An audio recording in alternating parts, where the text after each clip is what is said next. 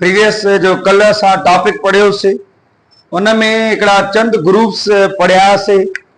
ॿियो मां तव्हांखे अॻ में बि ॿुधायो त असां वटि हिकिड़ो पुराणो ट्रेडिशनल मेथड हलंदो थो हले जेको असां बि पढ़ियोसीं, लेकिन असां पंहिंजे टाइम में इहा शइ न पढ़ीसीं त को 16 ग्रुप बि थींदो आहे या 17 ग्रुप बि थींदो आहे।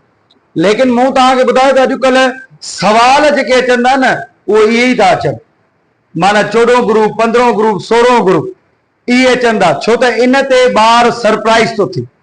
जे ॿार खे ख़बर आहे त ओके, जे ॿार खे का ख़बर न आहे देन उहो कंफ्यूज़्ड आहे। इन जे करे मुंहिंजा साईं मिसाल हे 6 ग्रुप आहे, इन खे 16 ग्रुप चइबो आहे।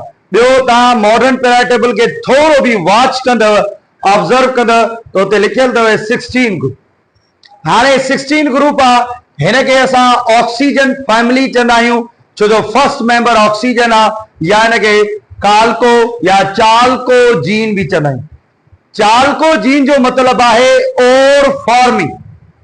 जेके ही एलिमेंट्स आहिनि इहे ओर्स फॉर्मेशन में यूज़ थींदा आहिनि। तक़रीबन 95% अहिड़ा ओर्स हूंदा आहिनि जंहिंमें सल्फर ज़रूर हूंदो आहे। मिसाल मां जेके 2 एग्जांपल लिखिया आहिनि इहे त मोस्ट कॉमन मोस्ट पॉपुलर, जीअं हेमाटाइट जेके असां आयरन ऑक्साइड चवंदासीं, बॉक्साइट इहो एल्यूमिनियम जो ओर आहे। हाणे ही त मोस्ट कॉमन आहे, लेकिन जेकॾहिं तव्हां कापर जा ओर खणंदव न त कापर में कुझु ओर्स अहिड़ा आहिनि जंहिंमें यादि रखी छॾियो त हुन में सल्फर बि हूंदो आहे, ऑक्सीजन बि हूंदो आहे। इन जे करे यादि रखी छॾियो त जेके बि असांखे कंबाइंड फॉर्म में मेटल्स मिलंदा आहिनि, ओर फॉर्म्स में मिलंदा आहिनि, उन्हनि ओर जे अंदरि as a impurity as a mixture oxygen ऐं सल्फर ज़रूर हूंदी आहे। तंहिंजे करे इन फैमिली जो हिकिड़ो नालो रखियो वियो आहे, that is called as a चाल्को या काल्को फॉराइड। किथे काल्को बि पढ़ियो वेंदो आहे, किथे चाल्को जिन बि चयो वेंदो आहे। चाल्को जिन जो मतिलबु आहे जेके ओर फॉर्मिंग हुजनि, जेके ओर्स प्रोड्यूस थियनि, ऐं ओर चइबो आहे जेके ज़मीन जे हेठां इम्प्योर फॉर्म में मिलनि, इन खे असां चवंदा आहियूं चाल्को जीन। अच्छा, उन खां पोइ 7 ग्रुप जंहिंखे असां 7 group means halogen family. Halogen family माना असां वटि इहा फ्लोरीन फैमिली आहे, ऐं हेलोजन वर्ड जी माना आहे साल्ट प्रोड्यूसर, माना जेको साल्ट प्रोड्यूस करे। असां वटि क्लोरीन आहे, साल्ट प्रोड्यूस कंदी आहे, फ्लोरीन आहे, साल्ट प्रोड्यूस कंदी आहे, ब्रोमीन लिक्विड आहे, पर इहा ब्रोमीन समुंड जे अंदरि जेके फिशिस आहिनि उन्हनि जे लाइ साल्ट हूंदो आहे। उन में एक्चुअली हूंदी समुंड जे अंदरि तमामु घणी आहे। इन करे इन जी जेका नेचर हूंदी आहे उहा साल्ट नेचर हूंदी आहे। इन करे ही साल्ट प्रोड्यूस कंदा आहिनि। उन खां पोइ 8 ग्रुप जेको असां वटि आयोडीन जो जेको हूंदो आहे, आयोडीन यूज़ ई साल्ट में थींदो आहे, पर आयोडीन साल्ट ठाहींदो न आहे, आयोडीन हुन में एड कयो वेंदो आहे। तव्हां काथे बि ॿुधंदा आहियो न ईअं आयोडीन मिला नमक, ईअं काथे बि न ॿुधंदो आयोडीन नमक। आयोडीन त असां इहो पाण था चऊं न, पर आयोडीन मिला नमक हूंदो आहे। इहो इन लाइ हूंदो आहे त इहो असांजे ग्लैंड्स हूंदा आहिनि, थायराइड ग्लैंड, इन्हनि खे सपोर्ट कंदा। जेकॾहिं असां में डिफिशियंसी थी वञे अला पनारे आयोडीन जी त ॻोड़ो थी वेंदो। हा, त इहो आयोडीन जी कमी जे करे थींदो आहे, ग्वाइटर थींदो आहे। इन जे करे सिर्फ़ु आयोडीन जी डिफिशियंसी जे करे, इन करे आयोडीन हुन में एड कई वेंदी आहे। बाक़ी असां वटि जेको लूणु हूंदो उहो जस्ट सोडियम क्लोराइड हूंदो, उन में साल्ट में इहो एड कबो आहे त ताकी असां में उहा डिफिशियंसी न थिए। अच्छा, उन खां पोइ 8 ग्रुप आहे जंहिंखे असां 18 ग्रुप चवंदासीं। हिन खे इनर्ट नोबल गैसेस 0 ग्रुप या डायमैग्नेटिक चवंदासीं। What is the meaning of diamagnetic जी माना इहा जंहिंजा इलेक्ट्रॉन पेयर्ड हुजनि, जेके कंहिंसां बि रिएक्ट न कनि। अच्छा, समटाइम असां वटि हिकिड़ो अजीबो ग़रीब बहस हलंदो आहे। मिसाल तौर असां पढ़ियोसीं त ही रिएक्ट न कंदा आहिनि। हिकिड़ो ॿार चवंदो आहे असां हिकिड़े हंधि पढ़ियो त रिएक्ट कंदा आहिनि। ऑफकोर्स रिएक्ट करे सघंदा, तव्हां मजबूर कंदो त रिएक्ट कंदा न। तव्हां हिन मां इलेक्ट्रॉन कढो, छा रिएक्ट न कंदा? कंदा न। माना उहो तॾहिं जॾहिं तव्हां छा कयो, कंडीशन्स ॾियो। मिसाल तौर असां त नॉर्मली छा पढ़ंदासीं त त ही छा हूंदा आहिनि इनर्ट हूंदा आहिनि अनरिएक्टिव हूंदा आहिनि पर जेकॾहिं मुंहिंजा साईं तव्हां नियॉन मां ऑर्गॉन मां क्रिप्टॉन मां ज़ीनॉन मां रेडॉन मां जेकॾहिं तव्हां इलेक्ट्रॉन कढी छॾियो त इलेक्ट्रॉन जो निकिरी वेंदो त उहो छा बणिजी वेंदा रिएक्टिव थी वेंदा ऐं उहो रिएक्शन करण लाइ तयार थी वेंदा रिएक्टिव आहिनि पर शर्त तॾहिं आहे जॾहिं हुनखे छा कयो तव्हां इलेक्ट्रॉन कढो बाक़ी नॉर्मली असां छा पढ़ंदासीं हाणे हिकिड़ो ईअं हूंदो आहे जेकॾहिं तव्हां कंहिंखे चवंदो न असां नोबल गैसेस आर अनरिएक्टिव न रिएक्ट कंदा आहिनि तव्हां चवंदो बिल्कुलु रिएक्ट कंदा आहिनि तव्हां रिलैक्स थी करे चओ हा बिल्कुलु रिएक्ट कंदा आहिनि पर तॾहिं रिएक्ट कंदा आहिनि जॾहिं तव्हां हुन मां इलेक्ट्रॉन रिमूव कयो with the help of ionization potential energy ॾेई करे हुन मां इलेक्ट्रॉन रिप्लेस कयो they will react of course react कंदा आहिनि रिलैक्स थी करे रिएक्ट कंदा आहिनि पर तॾहिं जॾहिं तव्हां हुन मां इलेक्ट्रॉन कढो बाक़ी हे तक़रीबन छा हूंदा आहिनि इनर्ट हूंदा आहिनि अच्छा उन खां पोइ कॾहिं कॾहिं हिकिड़ो सवाल हूंदो आहे लॉन्गेस्ट पीरियड कहिड़ो आहे इहो त तक़रीबन ऑलमोस्ट हर ॿार खे ईंदो आहे सर सतो जेको पीरियड आहे 7 पीरियड छो जो टोटल 7 पीरियड हूंदा आहिनि ठीकु आहे न माना 6 पीरियड 7 पीरियड हूंदा आहिनि असां वटि 7th पीरियड ऐं प्लस में 6th पीरियड इहे ॿई काउंट थींदा आहिनि छा लॉन्गेस्ट पीरियड छो त असां पहिरियां छा पढ़ियो आहे पहिरियां ही पढ़ियो आहे थोरो मां क्लियर कयां sir 6 period longest period 6 period longest period आहे उनजे अंदरि 32 एलिमेंट्स आहिनि पर इहो तॾहिं पढ़ियो जॾहिं एलिमेंट्स मुकमिल डिस्कवर थियल न हुई हाणे 7ों बी पीरियड कंप्लीट थी वियो आहे 118 एलिमेंट अची चुकिया आहिनि हाणे तव्हां हीअं जुमिलो ॻाल्हाईंदव सर 6 ऐं 7 ॿई पीरियड छा आहिनि कंप्लीट ऐं लॉन्गेस्ट अॻे ही पढ़ंदासीं अॻे वारो जुमिलो मां हिते नथो लिखां अॻे वारो जुमिलो त 6th period is the longest period 7 period is the incomplete period वो तॾहिं पढ़ंदासीं जॾहिं मुंहिंजा साईं इनकम्प्लीट पेराटेबल इनकम्प्लीट हुई हाणे असांजी पंहिंजे बुक जी पेराटेबल छा आहे कंप्लीट आहे हाणे इहो जुमिलो न आहे ॻाल्हाए इन करे हे ॿई असां वटि छा आहिनि 32 एलिमेंट्स इन्हनि जे अंदरि प्रेज़ेंट आहिनि अच्छा उन खां पोइ लॉन्गेस्ट ग्रुप कहिड़ो आहे असांजे अंदरि लॉन्गेस्ट ग्रुप बि थींदो आहे ऑफकोर्स उहो आहे 3B 3B में हीअं आहे त तव्हां 3B जॾहिं पेराटेबल खणंदा 1A ग्रुप 2A ग्रुप पोइ 3B आहे इन 3B वारो जेको ग्रुप आहे इन में 4 इहे एलिमेंट्स ॿियो length and height act and height 14 उहे एलिमेंट्स माना 14 त थी घणियूं 28 ऐं 4 मथे 32 एलिमेंट्स माना असां वटि लॉन्गेस्ट पीरियड कहिड़ो थी वियो असांजो सॉरी लॉन्गेस्ट ग्रुप कहिड़ो थी वियो 3B लॉन्गेस्ट आहे हिन में 32 एलिमेंट समटाइम वरी इहो बि सवाल अची वेंदो आहे भला उहो कहिड़ियूं एलिमेंट्स आहिनि जिन खे असां माना कॉइनेज मेटल्स चवंदा आहियूं माना अहिड़ो ग्रुप जंहिंमें कॉइनेज मेटल्स हुजनि सर उहो 1B आहे हिन में कॉइनेज मेटल्स हूंदा आहिनि कॉइनेज मेटल माना कॉपर गोल्ड एंड सिल्वर छो जो पुराणे ज़माने में जेके बि सिक्का हूंदा हुया उहे तक़रीबन इन्हनि जा ई हूंदा अॼु बि कॉपर 3 नंबर ते बल्कि चौथो नंबर जेकॾहिं मां चवां चौथे नंबर ते एक्सपेंसिव आहे पहिरें नंबर ते आहे वाइट गोल्ड प्लाटिनियम ॿिए नंबर ते आहे गोल्ड 3 नंबर ते आहे सिल्वर चौथे नंबर ते कॉपर माना कॉपर जेकॾहिं तव्हां वठंदव या खपाईंदव त तौर ते वठंदव हे महांगो हूंदो आहे इन जे करे कॉपर बि एक्सपेंसिव आहे इन करे हिनखे असीं नालो ॾींदा आहियूं that is called as a coinage metals माना हिन मां सिक्का कॉइन्स वग़ैरह तयारु कयो लिखी वठो त हाणे स्टार्ट वठूं असां पंहिंजे टॉपिक खे सभ खां बहितरीन जेको साल्ट ठहंदो आहे न उहो क्लोरीन ठाहींदी न फ्लोरीन ठाहींदी न आयोडीन ठाहींदी छो त मां तव्हांखे हिकिड़ी शइ ॿुधाए छॾियां असां वटि नॉर्मल साल्ट कॉमन साल्ट कहिड़ो आहे दुनिया में असां ॿिया बि साल्ट पढ़ंदा आहियूं सोडियम कार्बोनेट अमोनियम क्लोराइड इहे जेके बि साल्ट पढ़ंदा आहियूं उहे साल्ट हूंदा आहिनि जेके असांजे बॉडी में जेकॾहिं थोरो बि एक्सेस में हलिया वेंदा न त डायरिया शुरू थी वेंदी ऐं ॿियो आयोडीन जेको असां इस्तेमालु कंदा आहियूं न कंहिं ॾींहुं आयोडीन जी परसेंटेज ॾिसंदव न त तमामु थोरी परसेंटेज आयोडीन जेकॾहिं घणी आयोडीन असां इनटेक कईसीं न असांजे बॉडी ते इफेक्ट पइजी सघे छो त असांजे बॉडी जे लाइ आयोडीन एतिरी ज़रूरत न हूंदी आहे जेतिरी असां इंटेक करणु चाहियूं। इन जे करे सभ खां बहितरीन इलेक्ट्रोलाइट जेको आहे उहो सोडियम क्लोराइड आहे, सोडियम फ्लोराइड न। छो त फ्लोरीन जेकॾहिं आयोनाइज़ थी वियो त उहो एॾो रिएक्टिव आहे जो अंदरि आर्गन सां बि रिएक्ट कंदो, छो त ज़ीदीलो आहे, इलेक्ट्रोनेगेटिविटी हाई आहे, अंदरि ईअं धमाका करे छॾींदो, दादागिरी करे छॾींदो। इन करे फ्लोरीन खे एतिरी न आहे। इन करे असां चई सघूं था त सभ खां बेस्ट ऐं मॉडरेट जेको असांजी सिहत लाइ फ़ाइदेमंद आहे वो सोडियम क्लोराइड। न न न न इहो न, इहो वॾी थिंकिंग आहे।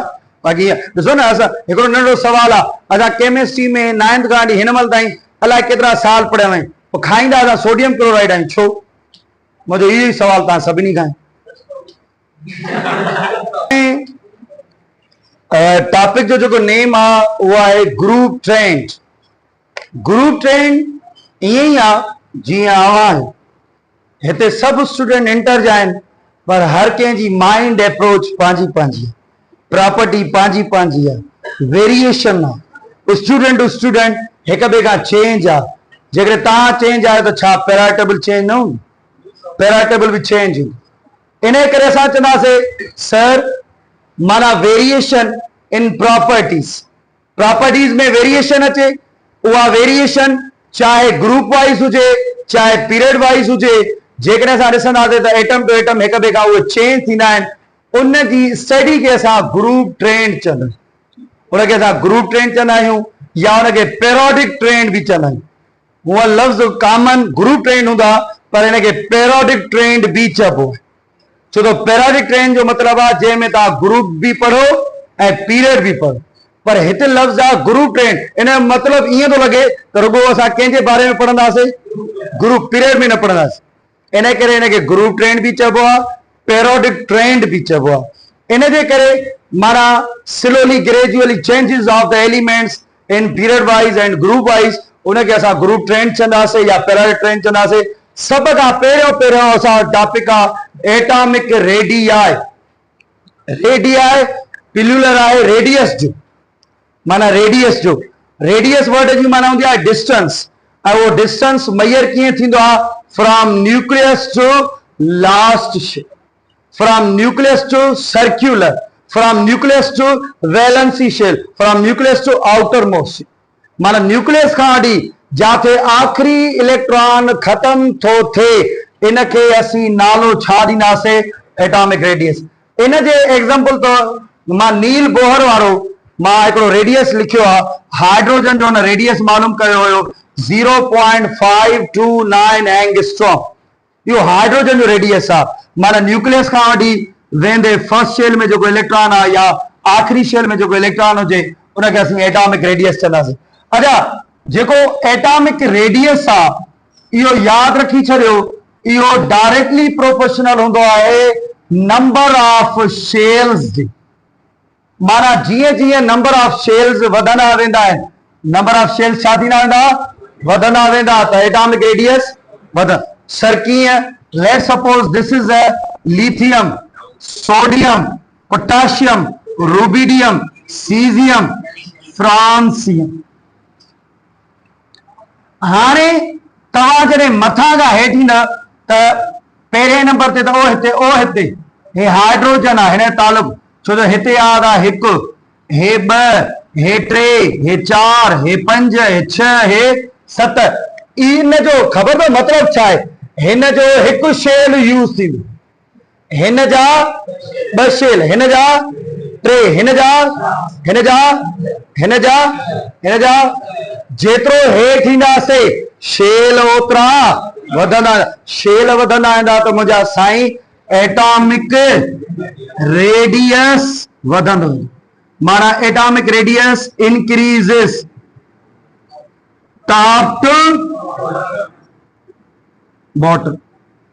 अच्छा, जेकॾहिं वरी असां लेफ्ट टू राइट, हाणे लिथियम आहे, हे बेरियम आहे, हे बोरान आहे, हे कार्बन आहे, हे नाइट्रोजन आहे, हे ऑक्सीजन आहे, हाणे हे असां वटि फ्लोरीन आहे,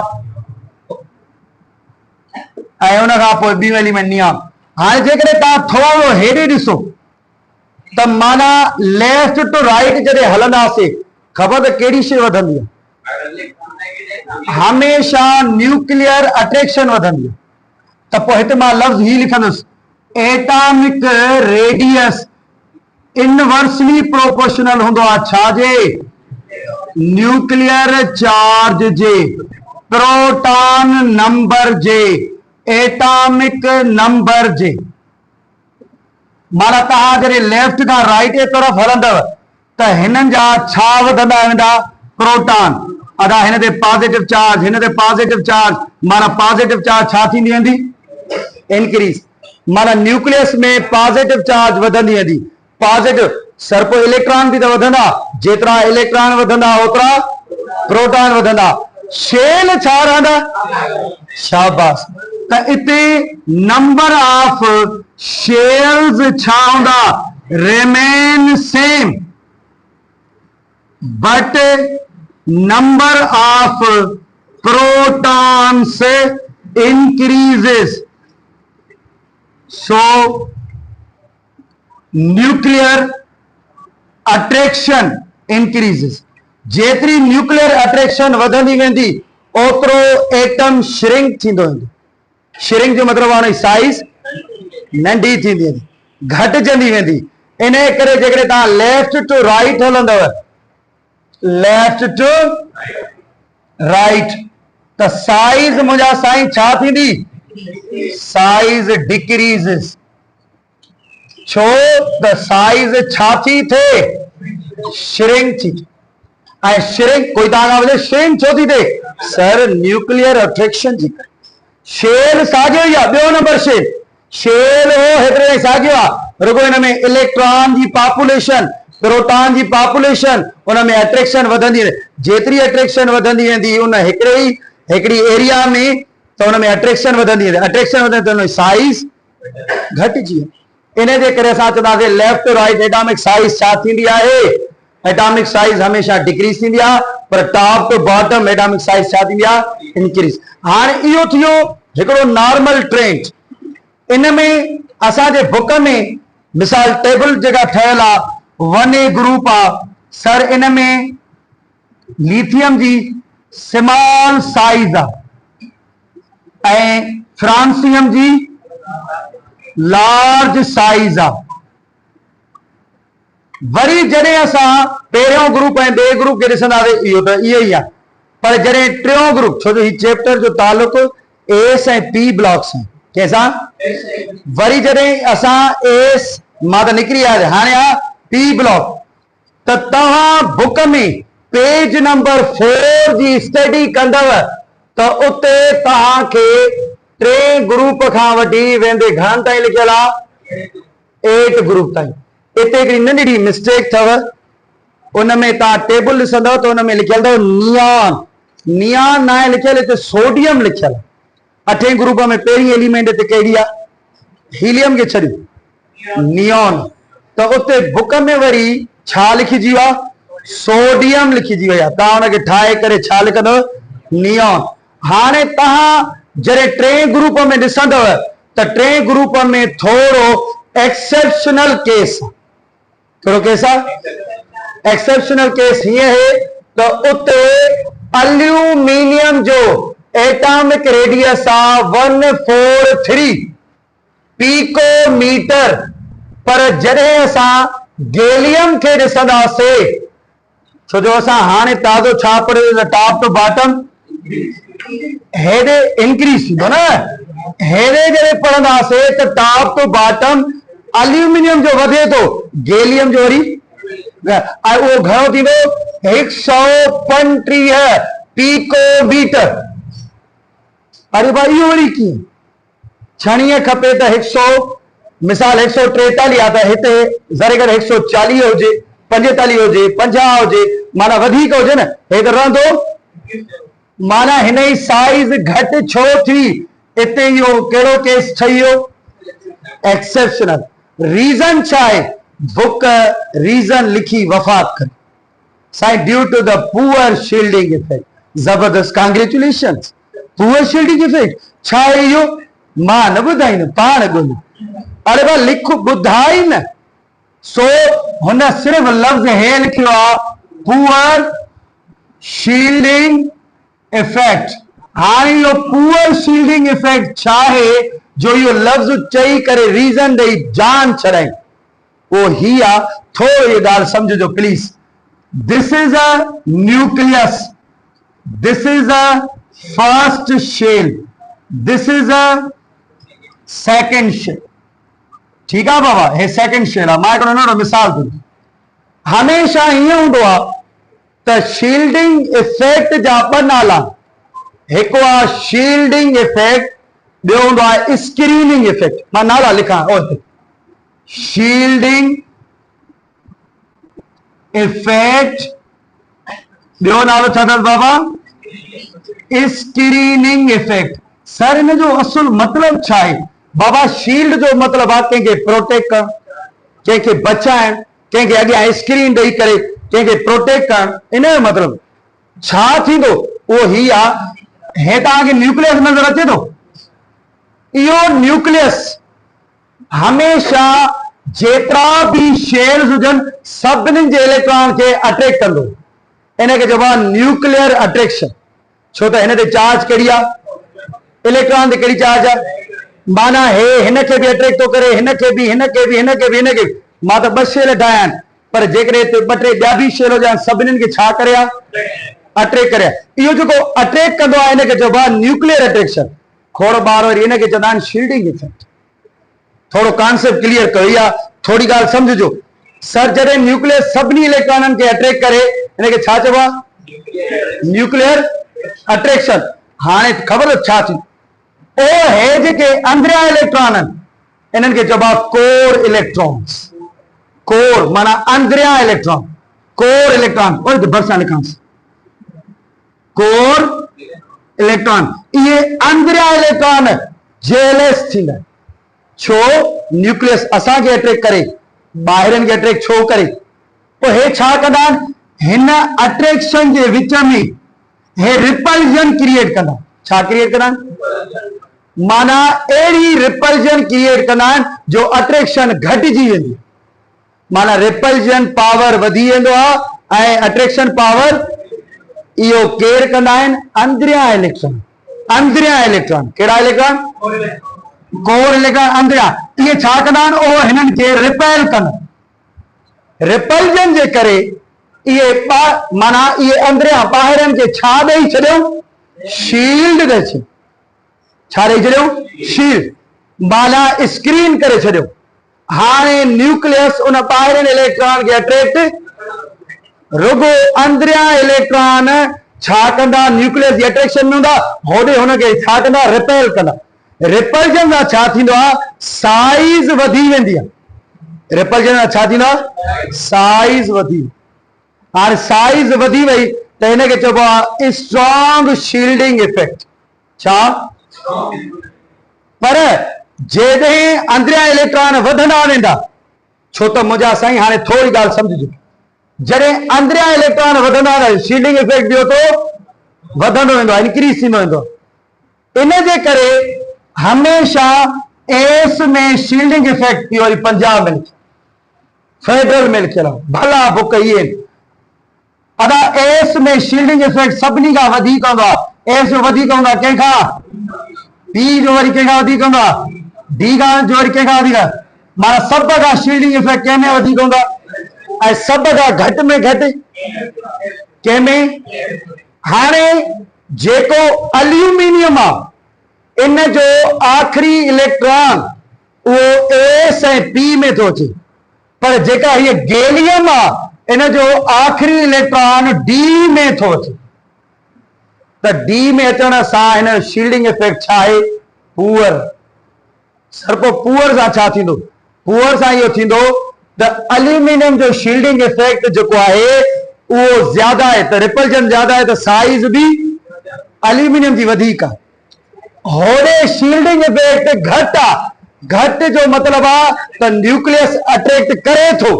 न्यूक्लियस अटैक कंदो त साइज श्रिंक थींदी, साइज श्रिंक थी वेंदी। इन जे करे हिन जी साइज घटि हूंदी आहे, हिन जी साइज वधीक होंदा जंहिंजी साइज वधीक हुजे न समझिए जो उन जे अंदर शील्डिंग इफेक्ट वधीक उन जे अंदर शील्डिंग इफेक्ट इहो शील्डिंग इफेक्ट हिन सॼे चैप्टर में पढ़ंदासीं सॼे चैप्टर में छो त जेके बि एक्सेप्शनल केसिस आहिनि उन सभिनी जो रीज़न इहो ई आहे शील्डिंग हाणे हिते पढ़ियोसीं वरी पढ़ंदासीं जेतिरे न यादि न थियो मां ख़बर आहे रुगो 25% इहो शील्डिंग इफेक्ट यादि चङे भले ज़हन खे यादि न बीहंदो आहे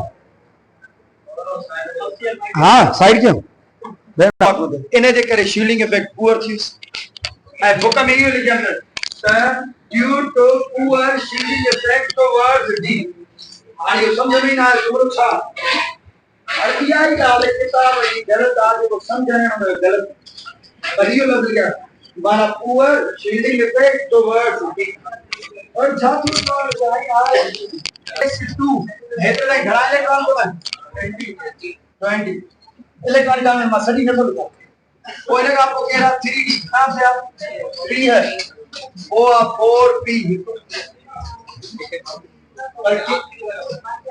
फोटो के में डी वाले कैटेगरी हां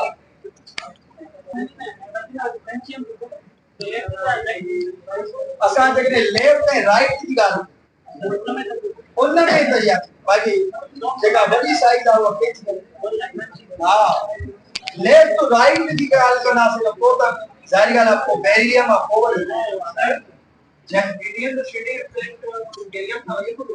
जो एल्यूमिनियम जो शेडिंग इफेक्ट वधीक आहे माना शील्डिंग इफेक्ट वधीक आहे त माना रिपल्जन वधीक आहे साइज वधीक वरी ये ॿ टे ॻाल्हियूं वरी मां बोर्ड ते वरी नए लाइननि में लिखंदुसि छो त मां चैलेंज कंदो आहियां चई भले ॿार खे शील्डिंग इफेक्ट वेहंदो ई न भले जेको हिन तव्हां में चवे न माना मां जहिड़ो को आहे ई न आसमान मां लथो आहियां जेको शील्डिंग इफेक्ट डिफाइन करे ॾेखारे ॾुखियो आहे ज़ाहिरी ॻाल्हि आहे ॿ टे ॻाल्हियूं इहा दावा असां नथा करे सघूं त असां कोशिशि कंदासीं बड़े लाइनूं लिखंदासीं ताकि वो ॻाल्हि ज़हन में सेटल डाउन जॾहिं किताब बि भॼी वियो उहो बि डिफाइन नथो करे सघे